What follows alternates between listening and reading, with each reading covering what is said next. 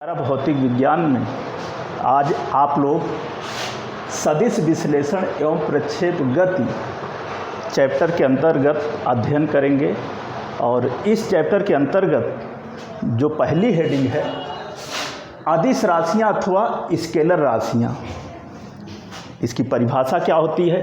वह भौतिक राशियाँ जिन्हें व्यक्त करने के लिए केवल परिमाण की आवश्यकता होती है, दिशा की नहीं, अदिश राशियाँ अथवा स्केलर राशियाँ कहलाती हैं। इन राशियों को साधारण गणित के नियम के अनुसार इनका जोड़ घटाना गुणा भाग नहीं किया जा सकता है, जैसे द्रव्यमान, ऊर्जा, शक्ति, कार्य, ताप, घनत्व, आयतन, विभव आदि। इसके आगे सदिश राशियाँ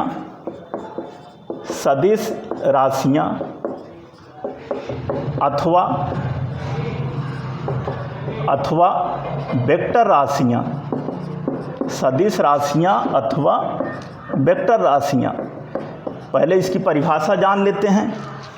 वह भौतिक राशियाँ जिन्हें व्यक्त करने के लिए परिमाण के साथ साथ दिशा की भी आवश्यकता होती है, सदिश राशियाँ अथवा वेक्टर राशियाँ कहलाती हैं।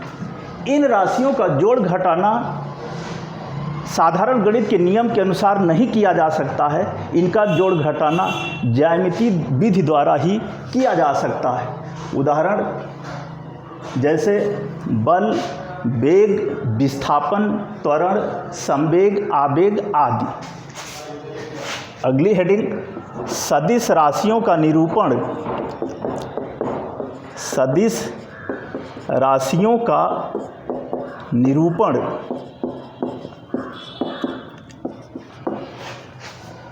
सदिश राशियों का निरूपण किसी भी सदिश राशि को एक तीर द्वारा प्रदर्शित किया जाता है। हमने कहा कि किसी भी सदिश राशि को एक तीर द्वारा प्रदर्शित किया जाता है, जैसे कि चित्र में हमने दिखाया। इस तीर की लंबाई जो है यहाँ से यहाँ तक, इसकी जो लंबाई है उस राशि के परिमाण को व्यक्त करती है, जबकि इसकी नोक जो है उस राशि की दिशा को व्यक्त करती है। हमने कहा कि किसी भी सदिश राशि अथवा वेक्टर राशि को एक तीर द्वारा प्रदर्शित किया जाता है। उस तीर की जो लंबाई है उस राशि के परिमाण को व्यक्त करती है, जबकि उसकी नोक उस राशि की दिशा को व्यक्त करती है। यदि कोई वेक्टर जिसका परिमाण a है तो उसे सदिश रूप में वेक्टर a लिखेंगे। हमने कहा कि अगर कोई भी वेक्टर है जिसका परिमाण a है तो उसके ऊपर जब एक तीर का निशान लगा देंगे तो इसको हम वेक्टर a पढ़ेंगे। अगली हेडिंग समान वेक्टर। समान वेक्टर, सबसे पहले इसकी परिभाषा जान लेते हैं।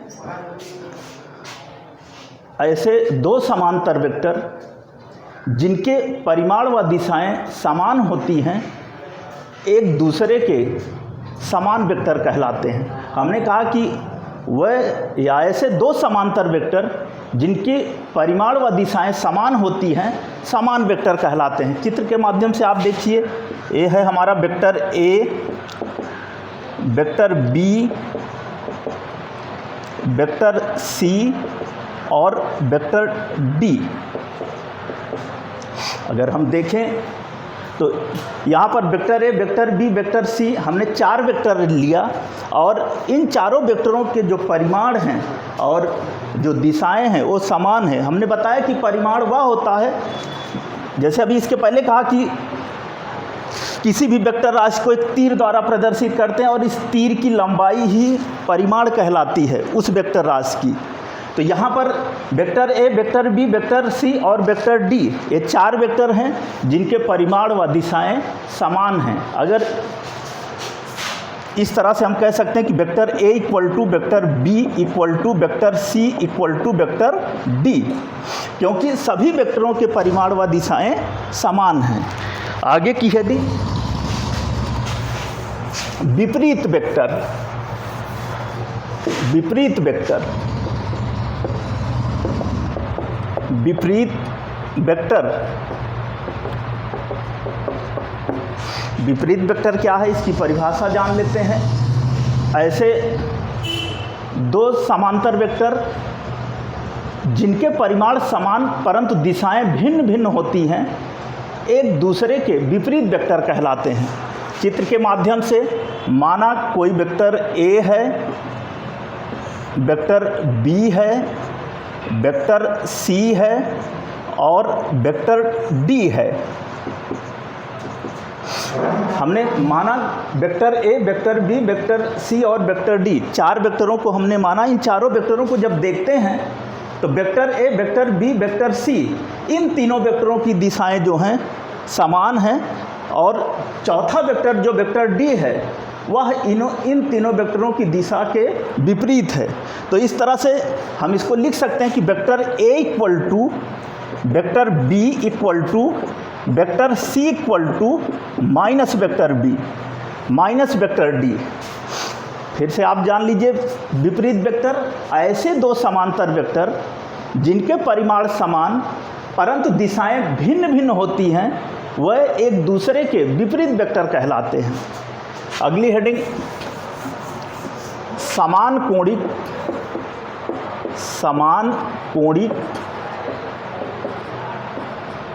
अथवा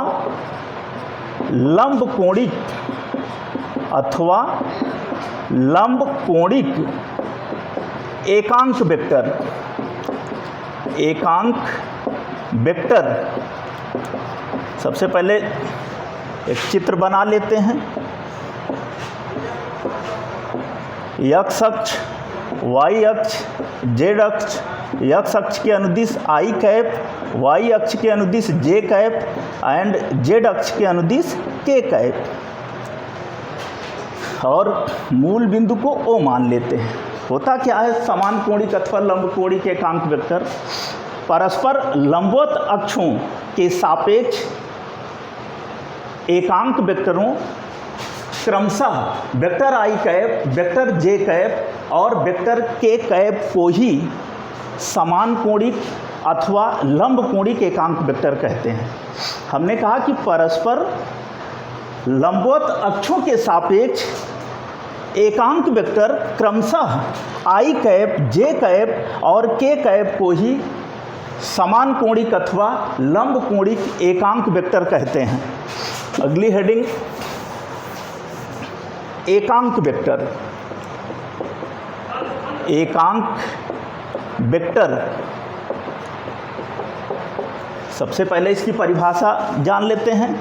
वह वेक्टर जिसका परिमाण एक होता है एकांक वेक्टर कहलाता है। हमने कहा कि वह वेक्टर या ऐसा वेक्टर जिसका परिमाण एक होता है एकांक वेक्टर कहलाता है। यदि कोई वेक्टर ए जिसका परिमाण ए है, हमने कहा कि यदि कोई वेक्टर ए है और इस वेक्टर ए का जो परिमाण होगा वो ए होगा, ऐसी स्थिति में एकांक वेक्टर जिसको कि हम कैप से प्रदर्शित करते हैं, एकांक वेक्टर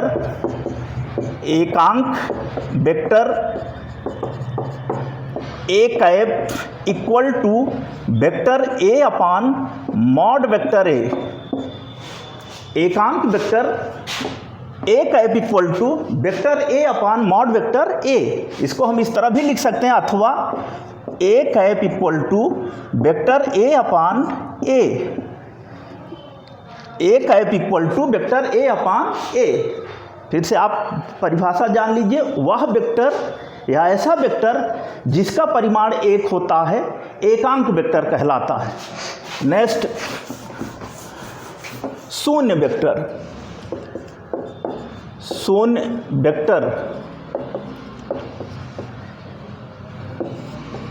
इसकी परिभाषा, वह वेक्टर या ऐसा वेक्टर जिसका परिमाण शून्य होता है शून्य वेक्टर कहलाता है। यदि, या पहले इसको हम वेक्टर शून्य से प्रदर्शित करते हैं। यदि कोई दो वेक्टर ए व वेक्टर बी परस्पर एक दूसरे के विपरीत हों, हमने कहा कि कोई दो वेक्टर है, एक वेक्टर ए है दूसरा वेक्टर बी है, ये परस्पर एक दूसरे के विपरीत हैं, तो ऐसी स्थिति में vector a equal to minus vector b अथवा vector a plus vector b equal to 0। Next, अनुरूप वेक्टर। अनुरूप वेक्टर, अनुरूप वेक्टर क्या है? ऐसे वेक्टर जिनकी दिशाएं समान होती हैं परंतु परिमाण भिन्न भिन्न होता है, वह अनुरूप वेक्टर कहलाते हैं। हमने कहा कि ऐसे वेक्टर जिनकी दिशाएं समान होती हैं परंतु परिमाण भिन्न होता है या भिन्न भिन्न होता है, वह अनुरूप वेक्टर कहलाते हैं। चित्र के माध्यम से एक वेक्टर है वेक्टर a, दूसरा है वेक्टर b, तीसरा है वेक्टर c और चौथा है वेक्टर d। यहाँ पर देख रहे हैं कि vector a, vector b, vector c, vector d, इन चारों वेक्टरों की जो दिशाएं हैं वो समान हैं, एक ही ओर हैं। लेकिन इन चारों वेक्टरों में से देखें तो vector a, vector b, vector c, इनके परिमाण भी समान हैं, परंतु वेक्टर d का जो परिमाण है इन तीनों वेक्टरों की तुलना में कम है या छोटा है। तो ऐसी स्थिति में इसको हम लिख सकते हैं, लिख क्या, समान होने की वजह से हम vector a, vector b, vector c लेकिन वेक्टर d के बराबर नहीं लिख सकते, क्योंकि परिमाण व दिशा, परिमाण जो है वो भिन्न भिन्न है। इसके आगे दो वेक्टरों का जोड़ना, दो वेक्टरों का जोड़ना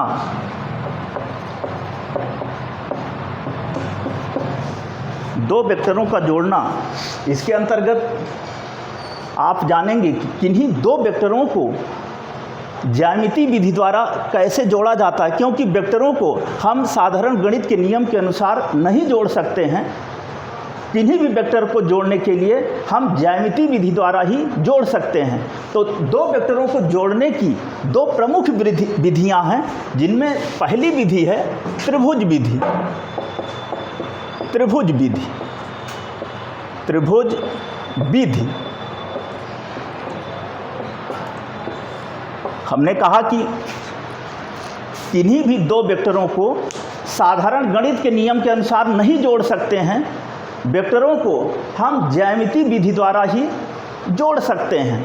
और दो वेक्टरों की जोड़ने की दो प्रमुख विधियां हैं, एक त्रिभुज विधि और दूसरी है समांतर चतुर्भुज विधि। अभी उसको हम आगे बताते हैं, पहले हम त्रिभुज विधि के बारे में जान लेते हैं। इस विधि के अंतर्गत दो वेक्टरों को हम कैसे जोड़ते हैं, इसके लिए हम मान लेते हैं कि माना कोई दो वेक्टर, वेक्टर a व वेक्टर b हैं। जैसे कि हमने चित्र में दिखाया या चित्र a में दिखाया कि कोई दो वेक्टर हैं, वेक्टर a और वेक्टर b, इन दोनों वेक्टरों को त्रिभुज विधि द्वारा हमें जोड़ना है। इन दोनों वेक्टरों को त्रिभुज विधि द्वारा जोड़ने के लिए हम क्या करते हैं, सबसे पहले इस दिए गए वेक्टर a को उसकी परिमाण व दिशा के अनुसार खींच लेते हैं। मतलब परिमाण का मतलब जितनी लंबाई का यह वेक्टर दिया गया है और जिस दिशा में इस वेक्टर की दिशा जिस ओर है उसी ओर उसी लंबाई का हम उस वेक्टर को खींच लेते हैं। चित्र बी में हम इसको देखते हैं। दिए गए वेक्टर a को सर्वप्रथम उसी परिमाण व उसी दिशा के अनुसार हमने खींचा। फिर ये जो वेक्टर a है, इस वेक्टर a का प्रारंभिक सिरा a होगा चित्र के अनुसार और अंतिम सिरा a नोक होगी।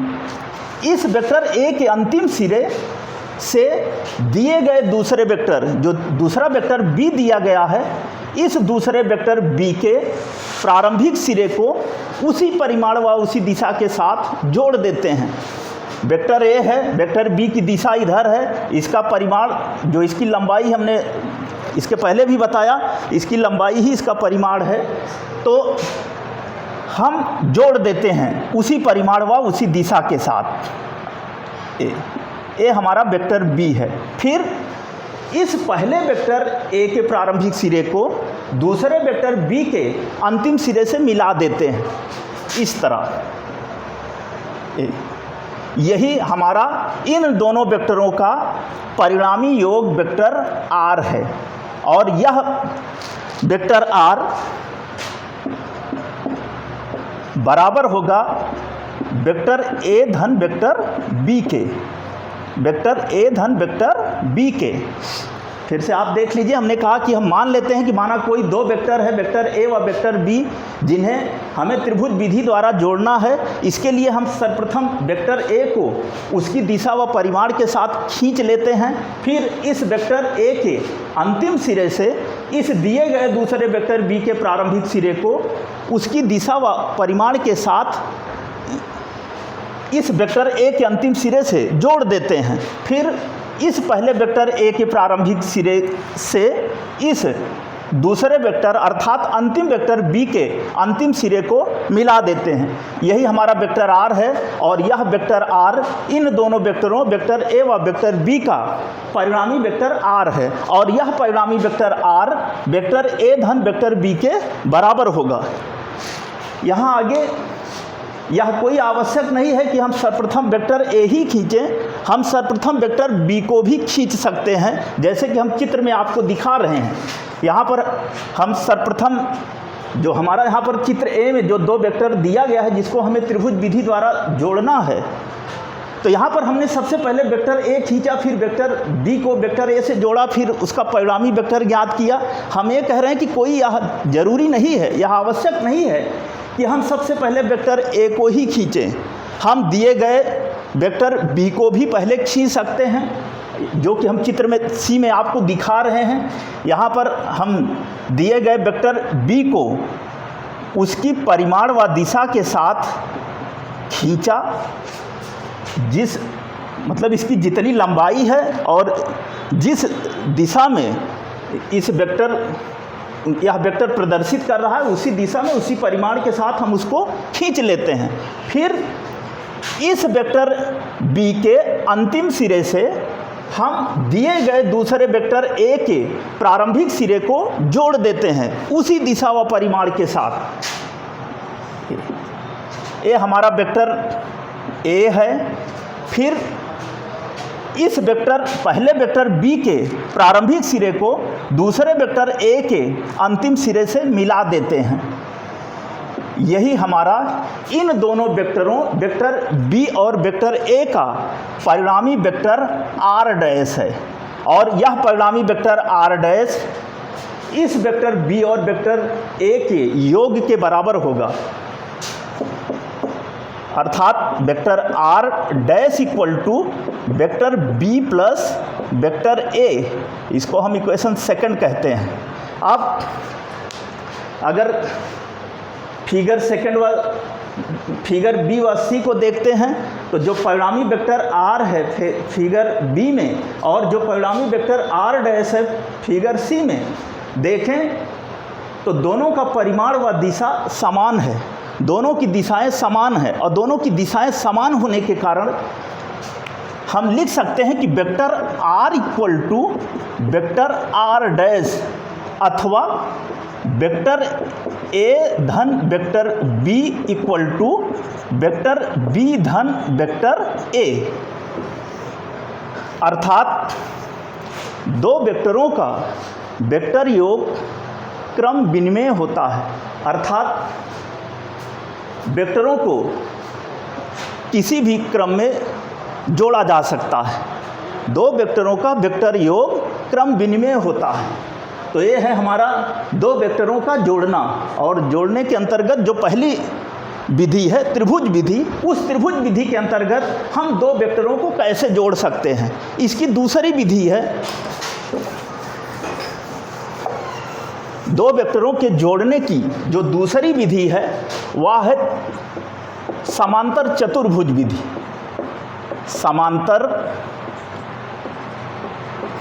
चतुर्भुज विधि। अभी इसके पहले दो वेक्टरों को त्रिभुज विधि से हम कैसे जोड़ सकते हैं, कैसे जोड़ते हैं, हमने उसको आपको बताया। अब समांतर चतुर्भुज विधि से हम कैसे दो वेक्टरों को जोड़ते हैं, हम उसको आगे बता रहे हैं। समांतर चतुर्भुज विधि से जोड़ने के लिए हम मान लेते हैं कि माना कोई दो वेक्टर ए व वेक्टर बी है, और जिसे हमें समांतर चतुर्भुज विधि से जोड़ना है। तो सबसे पहले समांतर चतुर्भुज विधि से जोड़ने के लिए होता क्या है कि इस विधि के अनुसार यदि दो वेक्टरों का परिणामी योग किसी समांतर चतुर्भुज के विकर्ण द्वारा प्रदर्शित होता है, तो उस समांतर चतुर्भुज की संलग्न भुजाएं उन दोनों वेक्टरों द्वारा प्रदर्शित होंगी। यहाँ पर हमने कहा कि ये जैसे दो वेक्टर हैं, वेक्टर ए व वेक्टर बी, अगर इन दोनों वेक्टरों का जो परिणामी जिसको हम आर मानते हैं, अगर वह समांतर चतुर्भुज के विकर्ण द्वारा प्रदर्शित होता है, तो उस समांतर चतुर्भुज की जो दो भुजाएं हैं, जो संलग्न भुजाएं हैं, दो भुजाएं क्या, जो संलग्न भुजाएं हैं, वह इन दोनों वेक्टरों द्वारा प्रदर्शित होंगी इस नियम के अनुसार। तो सबसे पहले अब इसके अनुसार हम कैसे जोड़ते हैं, इसको जानने के लिए हम सर्वप्रथम वेक्टर ए उसी परिमाण व उसी दिशा के अनुसार खींच लेते हैं जिस परिमाण व दिशा के साथ वह वेक्टर ए दिया गया है।